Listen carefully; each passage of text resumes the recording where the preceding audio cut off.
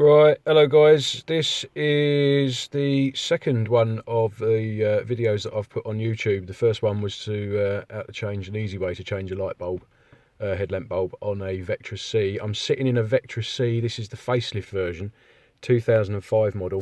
This is a really common fault with these cars. Basically what I've got here, if you watch carefully, I've got nothing on speed 1, nothing on speed 2, nothing on speed 3. There we go. There we go. So it's only working on number 4. What that usually indicates is that the heater resistor has blown.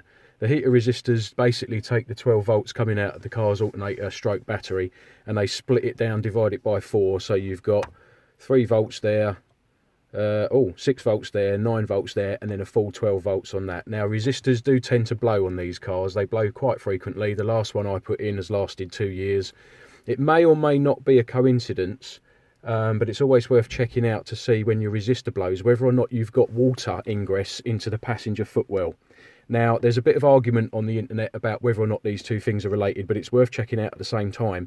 If your heater resistor blows and you've only got your heater blowing on number 4, check your footwell on the passenger side and see if it's wet, because there's a common fault with Vectra Cs as well, in that water gets through a scuttle, which I'll show you in a second, which then moves through as it builds up through the motor, blower motor housing, and causes the blower motor itself to start, the bearings corrode and it starts labouring.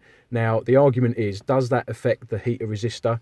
The labouring of the motor could make it blow or not, could be coincidence. I won't sort of try and settle the argument here at all, but it's worth checking out these two things both together. It's a simple job, and I'll give you a shout in a second to let you know what tools you need. Alright, okie dokie, this is what you're going to need. Very basic toolkit on this one. All I'm going to pull out of this toolkit basically are the Torx sockets there, and just something to put the Torx onto. I think it's a 25 that you need for this particular job, but like I say, it's not difficult at all. What you're going to be doing is taking the trim off the front of the passenger side of the dashboard and taking the glove box out. That will give you access to where the resistor is placed, and I'll show you that in a second. This is the resistor. Okay, they're designed to sit inside the airflow, the main sort of chamber which comes off the blower, because these do get very hot.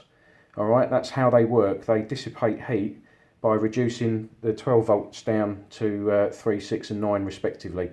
Now make sure when you put this resistor in, it clicks in place properly, because if it's astray and it falls to one side, it can start heating up and it will melt whatever it is that's around it. Don't be tempted to buy these off of eBay. Alright, if you want to be secure in the knowledge that this is not going to catch fire, as a lot of Zafira owners will tell you, it's best to get one of these straight from a Vauxhall main dealer. They're not expensive. The eBay ones will cost you about between 5 and 8 quid, probably cheaper if you're prepared to shop around, but personally I prefer to use a genuine part. Okie dokie, now before we get stuck into the inside part of this job, where we go in behind the glove box, I'll just give you a quick shout on how the water ingress happens into the passenger side footwell. Take the trim off. What we do is we lift up this little flap here. That's the pollen filter that you can see there. The problem is, oh, get my finger out of the way, it's that, if you can see it, it's that scuttle just there. There we go, that one. It's tapered at the end, and that gets blocked up with leaves and twigs and crap, and when it gets blocked up, the water's got nowhere to go other than through the blower motor into the passenger footwell. So periodically it's worth checking that. Some people take them out. If you do that, then there's a chance you might get smells from the engine bay coming through the heating system, because that's designed in such a way as that when you put the blower on, that tapered end is meant to close up and seal it all off, so it's airtight, if you will, so that the channel of air only comes through the pollen filter and into the car. So take it out if you want. Personally, I prefer just to check it every now and again to make sure there's nothing in there. Okie doke, here we go. First steps in getting the heater resistor replaced. Just sort of precursor, empty out the glove box, because you're going to be dropping this out and taking it out. The screws are accessible behind this bit of trim here. This bit of trim, don't be scared. There we go, just sort of clips off. Okay, well I'm going to use 2 hands on this one, but that trim just basically pulls off and it exposes the Torx bits underneath. there we go, two-handed job. That's that trim that's come off. It basically just clips in place, look, with those spring clips. Now what I'm going to do is get my screwdriver. I'm going to take the Torx bits out of, there's this one here, there's that one there, there's a couple more sort of underneath the glove box, and I'm going to pull the whole glove box assembly out. There we go, 5 Torx bits out now. There we go, which means we can close up the glove box and then pull the whole thing out. Now one thing to do at this particular stage, get up under there, disconnect that light, the glove box light, because as you pull the glove box out there'll be wires behind it, you'll have to disconnect those.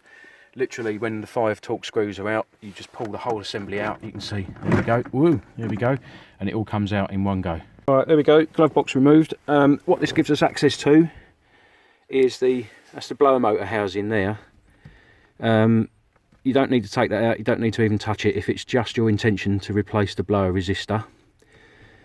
The second part of this video will deal with if you've got water in the footwell. I'll just quickly show you how to drop this out, take the blower motor out and just lubricate it all up so you don't have a problem with it moving forwards. But the actual blower resistor itself is a bit of a fiddly job, but you go underneath here, there's this, you can see this pipe here, this kind of blows hot air down onto the passenger side footwell. There's a single Torx screw that holds this in place. Once you undo it, it's just a wiggle job. Give it a wiggle and it will come out. Drop that down, because then that gives you access to where the blower resistor is. Woo, there we go. And I'll see if I can get it on film. There we go, up there at the back. Trying to find it. There we go.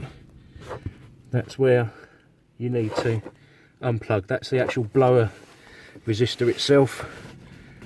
Unplug, and there we go. That's where it comes out.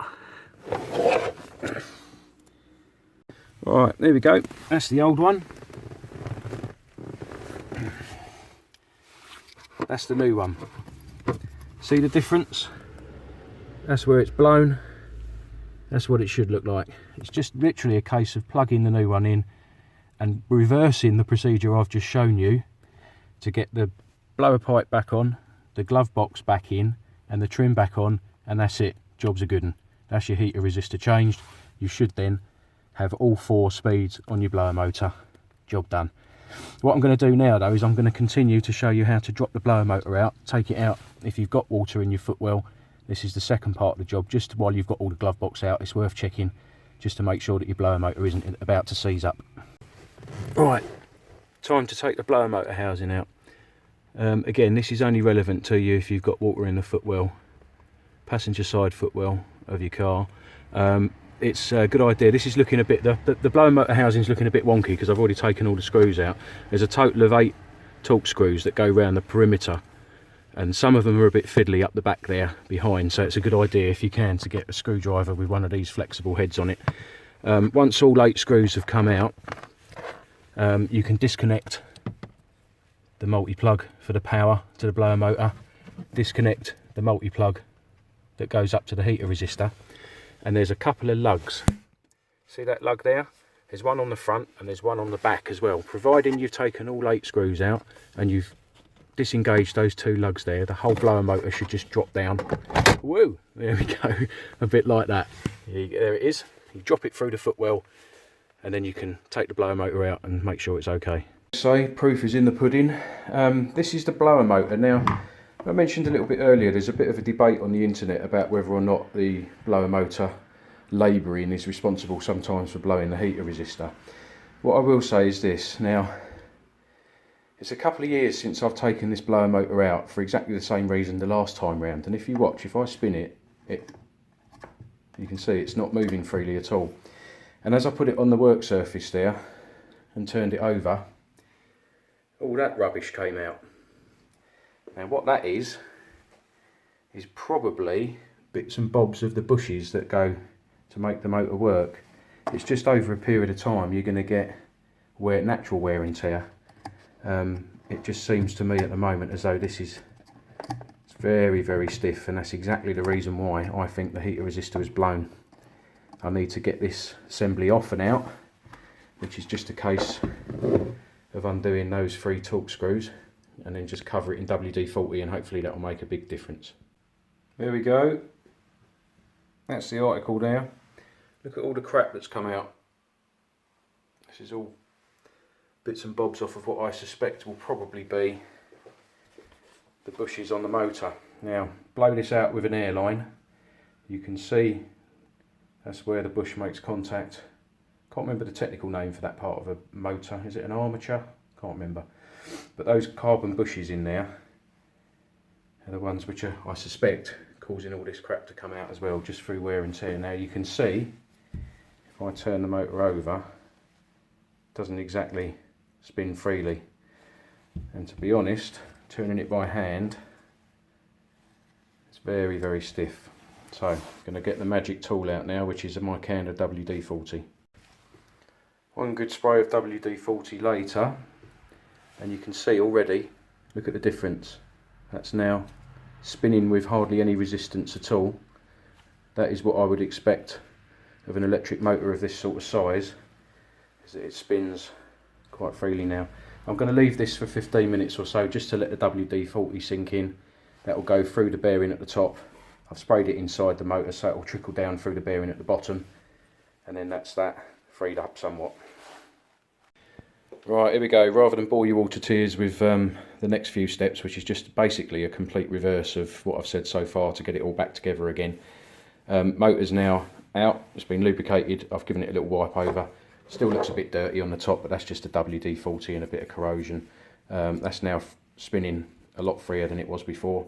You've got to make sure when you put this back together again that the terminals used for the multi-plug for the power of the motor line up with the socket where the multi-plug plugs in.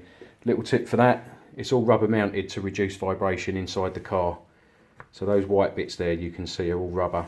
Take these little grommets out and you can use those holes to line up with the 3 holes on the motor to get it all back together again.